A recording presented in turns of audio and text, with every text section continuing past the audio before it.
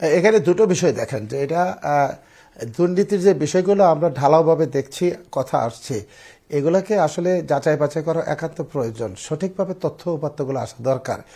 একটা সরকার যখন দীর্ঘদিন থাকে তার মধ্যে যে আপনার স্বৈরাচারী ভাব আসে, তখন কিন্তু যাচাই বাছাইটা মুখ্য থাকে না। সরকার যখন বলে দেয় যে আমি এই ধরনের একটি প্রকল্প চাই, তখন আর নিচে যারা চাকরি করেন, ব্যুরোক্রেটরা বলেন, তাদের আর কোনো ক্ষমতাই থাকে না যাচাই বাছাই করে এটাকে না বলার।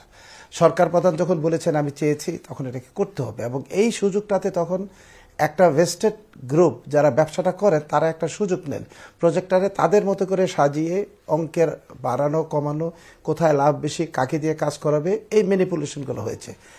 আমি মনে করি যে এই জায়গাটাতে যে রাজনৈতিক সংস্কারটা আগে দরকার। পলিটিক্যাল সিস্টেমটা যতক্ষণ না অনেস্ট হবে, সিনসিয়ার হবে, ততক্ষণ আপনি দুর্নীতিটা কিভাবে কমাবেন?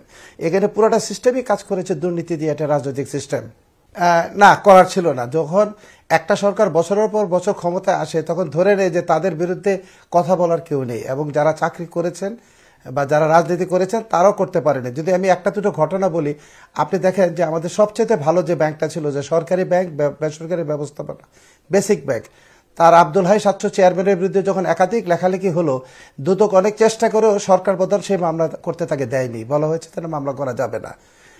ভেরি রিসেন্টলি আমাদের কৃষি মন্ত্রণালয়ের একটি কেস যদি বলি, যে ফার্টিলাইজার ক্যারিং কন্ট্রাক্টর আওয়ামী লীগের একজন সংসদ সদস্য ছিলেন, ৪,৫০০ কোটি টাকা সার বিক্রি করে দিয়েছেন। সেটা যখন সামারি সরকার প্রধানের কাছে পাঠানো হলো মামলা করার জন্য, সরাসরি না করে দেওয়া হয়েছে, মামলা করা যাবে না। তাহলে সরকার প্রধান যখন ইনসিস্ট করে যে দুর্নীতিকে আপনার প্রমোট করে, তখন আপনি কিভাবে তাদেরকে করবেন? তখন আপনার আমলারা অবশ্যই চুরির সাথে জড়িত, কিন্তু তাদের তখন বলার সুযোগ থাকে না। একটা ধরেন প্রকল্পের প্রসেসটা শুরুই করেন আমলারা, সুতরাং তারা যদি শুরুতে শক্তভাবে বাধা দিতে পারতেন তাহলে হতো, কিন্তু সে বাধা দেওয়ার সুযোগ তাদের থাকে না। যেটা আমরা দেখেছি যে রাজনৈতিক চর্চায় যদি অপোজিশন স্ট্রং না থাকে, আমার যদি সেফ গার্ড প্রোটেকশন কেউ না দেয়, তাহলে আমি কেমন করে তাকে প্রোটেকশনটা দেব? আর তাছাড়া আমরা দেখেছি যে রাজনৈতিক চর্চায় ওই সমস্ত লোকগুলোকেই সচিব করা হয়েছে বা গুরুত্বপূর্ণ দায়িত্ব দেওয়া হয়েছে যারা সরকারের আজ্ঞাবহ থাকে। সুতরাং তাদেরকে যা বলা হয়েছে তারা তাই করেছে, বা তারাও সরকারকে উল্টো বুদ্ধি দিয়েছে যে এই কাজগুলো করলে বেশি প্রফিট হবে, এই কাজগুলো করলে আপনার অনেক সুনাম হবে।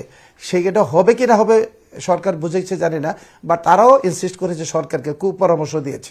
আমরা পারবো, কিন্তু সবার সহযোগিতা দরকার। কারণ বর্তমান সরকারকে যদি সহযোগিতা না করা হয়, বর্তমানে যেহেতু একটা নির্দলীয় সরকার, এই মুহূর্তে দুদকে শক্তিশালী একটি টিম থাকা দরকার এই কেসগুলো, এবং এর বিচার হওয়া দরকার। এই দেশে তো বিচার হয় না, আপনার দুর্নীতি মামলা হয়, কয়েকদিন পরে আবার এগুলো ছাড়া পেয়ে যায়। এই দুর্নীতি মামলা যদি শাস্তি না হয়, তাহলে আমরা পারবো না, বিচার হতে হবে।